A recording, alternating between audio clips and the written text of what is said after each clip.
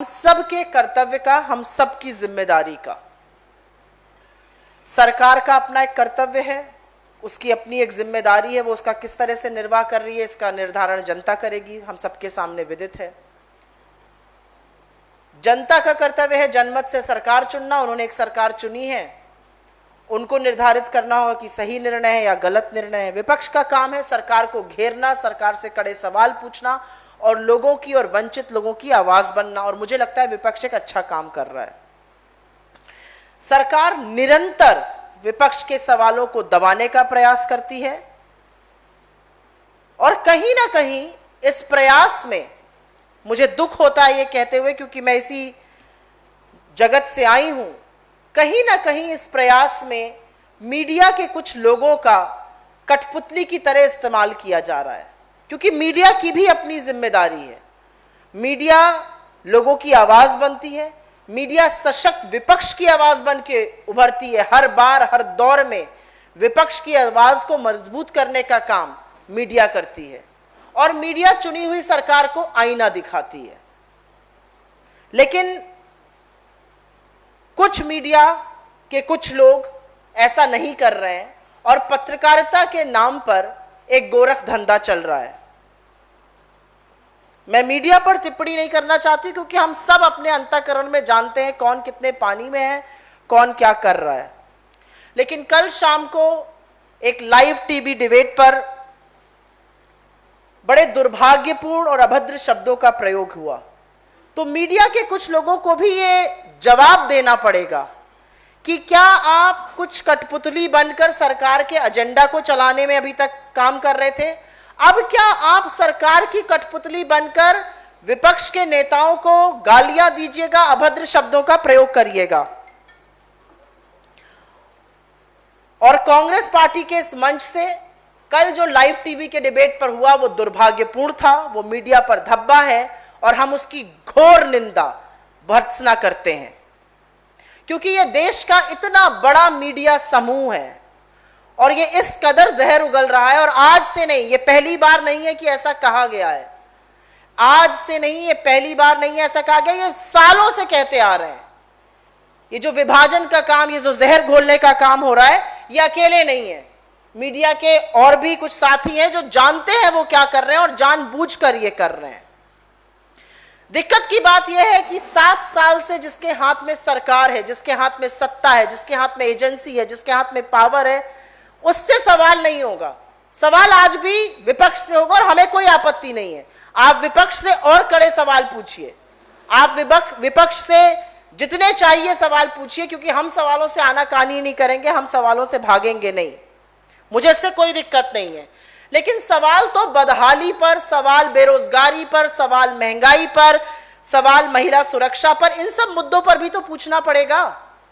सवाल कौन से पूछे जाते हैं? जो व्हाट्सएप यूनिवर्सिटी के माध्यम से भक्त पढ़ के आते हैं और व्हाट्सएप के माध्यम से जो तथाकथित कुछ एंकर्स को, कुछ एडिटर्स को सवाल पहुंच जाते हैं, क्योंकि ये महज संयोग नहीं है कि सारे ही डिबेट एक ही टॉपिक पर होते हैं।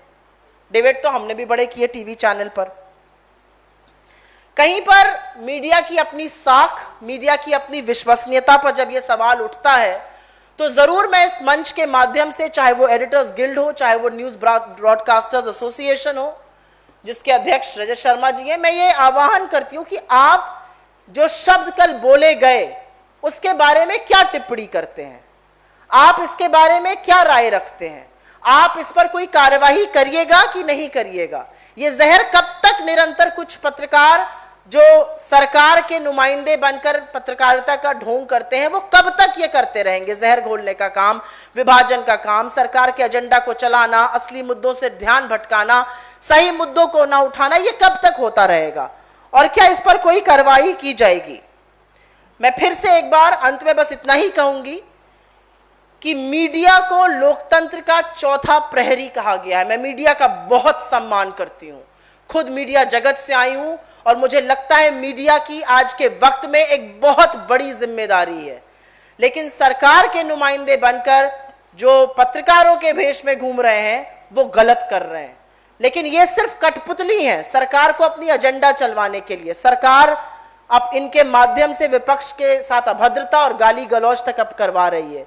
लेकिन जो इस मीडिया समूह के मालिक हैं, जो प्रबंधन करता है, उनसे मैं पूछना चाहती हूं, आपका इंस्टीट्यूशनल स्टैंड इस मुद्दे पर क्या है? अभी तक कोई भी इंस्टीट्यूशनल स्टैंड इस ग्रुप का नहीं आया है। वो क्यों नहीं आया है? इस ग्रुप का इंस्टीट्यूशनल स्टैंड इस पर क्या है?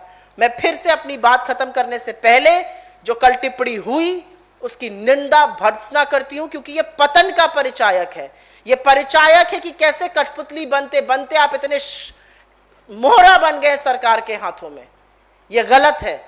आपको विपक्ष की आवाज बनना चाहिए, आपको आम आदमी की आवाज बनना चाहिए। आप आवाज सिर्फ चुनी हुई सरकार की बने हुए हैं। I will make a very brief statement on this in English. And yesterday, what happened on a primetime television show by a primetime television anchor on one of the largest media channels is ghastly, it's lurid, it's deplorable. I can use many words for that. But it is a sign of the depths to which some in the media are willing to stoop to keep their political masters happy. You have merely become a puppet in the hands of the elected government. You never question them. You only run their agenda. But now you are stooping to a new low by name-calling members of the opposition and leaders of the opposition. Where will this stop? And through this platform, I would want to ask the Editors Guild, I would want to ask the News Broadcasters Association, what are you willing to do? Will you take action or not take action? And I also want to say very categorically that these anchors and editors are merely puppets in the hands of the ruling Bharatiya Janata Party. But what about the owners? What about the CEOs? What about the people who manage these groups? Are they going to make the institutional stand clear? Because I hope they will. And I hope they do not stand for name calling of the opposition. Media is the fourth pillar of democracy.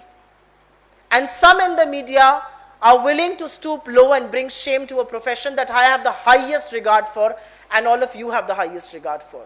I do believe that no words can express our disappointment and how ghastly we feel about the words being used.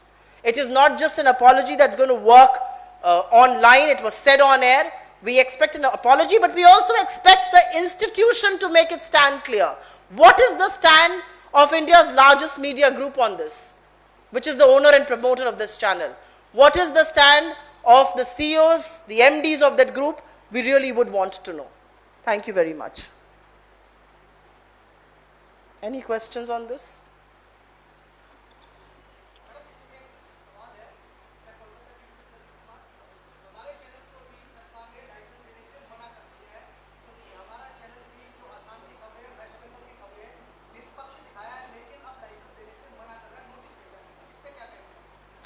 मुझे ऐसा लगता है कि निष्पक्ष पत्रकारिता करना पत्रकारों का दायित्व है। निष्पक्ष पत्रकारिता करने के लिए ही हम सब पत्रकार बने हैं। और आज अगर निष्पक्ष पत्रकारों को दरकिनार कर चरण वंदन करने वालों को प्रमोट किया जाएगा, चरण वंदन करने वालों की तूती बोल रही है, वो आपको कहीं ना कहीं जो मीडिया में पत्रकारों के भेष में घूमते हुए भाजपा के नुमाइंदे हैं उसको दर्शाता है। चाहे वो आपका लाइसेंस हो या और भी बहुत सारे निष्पक्ष पत्रकारों का लाइसेंस हो। निष्पक्ष पत्रकारिता पर बड़े सवाल खड़े करना, उनके खिलाफ देशद्रोह के मुकदमे ठोक देना, उनको जैसा आपने कहा लाइसेंस ना देना, उनको अपने frontal ED, CBI, income tax से रेडे करवाना, ये एक प्रचलन सा हो गया इस सरकार में। मुझे तो लगता है कि आज अगर ये सरकार आपके खिलाफ देशद्रोह का मुकदमा करती है और आप पत्रकार हैं, you should wear that like a badge of honor, because it means you are doing your job right. If you were not doing your job right, you will get a WhatsApp message from the PMO which will tell you to do the show, ask the questions, put on the asterisks, put on the supers, because that is what is happening in some sections of the media. But where will this end? This divisive agenda will have to end at some point in time. Any other questions और कोई सवाल? जी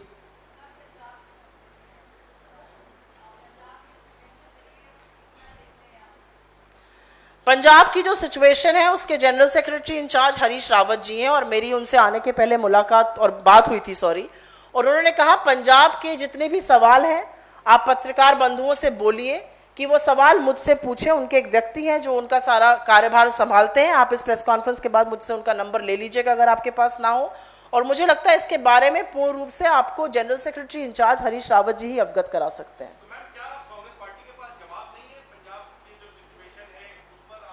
मैं general secretary in charge का नाम लेकर आपको जवाब दे रही हूं, इससे बड़ा जवाब आपको क्या चाहिए? मुझे लगता है एक general secretary incharge, let me finish, एक जनरल सेक्रेटरी इंचार्ज है पंजाब के, वो पंजाब की किसी भी गतिविधि में इन्वॉल्व हैं, वो सारी गतिविधियां देख रहे हैं। वो जितना सिचुएशन से अवगत है उतना एक स्पोक्स पर्सन होने के नाते मैं अवगत नहीं हूं। तो इसीलिए मैं कह रही हूं, हरीश रावत जी ने खुद कहा है कि वो इन सब सवालों का जवाब देने के लिए तैयार हैं।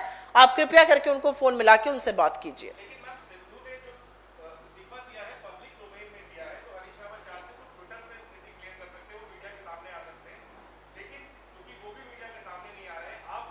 मैंने नहीं, मैं बच नहीं रही हूं, नो।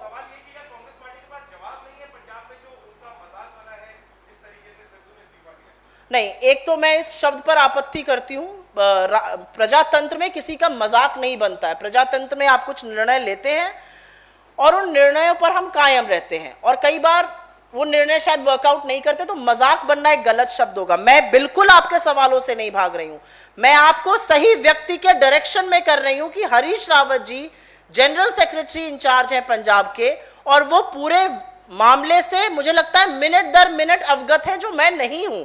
तो मैं आपको यहां पर आके गलत बात कह दूं और एक गलत खबर चल जाए, वो गलत होगा।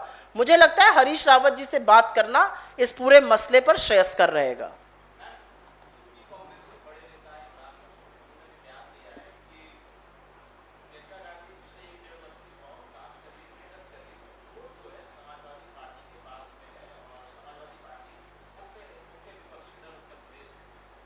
मैंने इमरान मसूद जी का ये बयान ना देखा है, ना सुना है, ना पढ़ा है। मैं आपके माध्यम से सिर्फ इतना कहना चाहती हूँ कि उत्तर प्रदेश में अगर किसी ने एक सशक्त भूमिका निभाई है विपक्ष की, तो वो कांग्रेस पार्टी है। वो प्रियंका गांधी जी के नेतृत्व में निभाई गई है। चाहे वो कोरोना काल का कुप्रबंधन हो, चाहे वो अधिवक्ताओं की समस्या हो, चाहे वो आंगनवाड़ी की समस्या हो, चाहे वो आशा बहुओं की समस्या हो, चाहे वो बेरोजगारों की समस्या हो, चाहे वो किसानों की समस्या हो, जितने मुखरित होकर इसको प्रियंका गांधी जी ने उठाया है, उतना किसी और विपक्ष ने नहीं उठाया। मुझे ऐसा लगता है कि बाकी विपक्ष अभी भी उत्तर प्रदेश के चुनाव 15 से 16 हफ्ते दूर है, काफी शिथिल नजर आता है। ये इमरान मसूद जी का शायद पर्सनल ओपिनियन हो सकता है, मुझे पता नहीं उन्होंने ये कहा भी है कि नहीं, लेकिन अगर आप ये कह रहे हैं तो मैं सिर्फ इतना कहूंगी कि उत्तर प्रदेश में जितनी सशक्त विपक्ष की भूमिका हमने निभाई है, इसका प्रमाण है कि जब जब हम कुछ बोलते हैं योगी सरकार के खिलाफ, उनको कटघरे में खड़ा करते हैं, उनसे सवाल पूछते हैं, तो उनको कांग्रेस पार्टी से बड़ी तिलमिलाहट, बड़ी आपत्ति होती है। अगर हम सशक्त विपक्ष ना होते तो इतनी आपत्ति ना होती। धन्यवाद।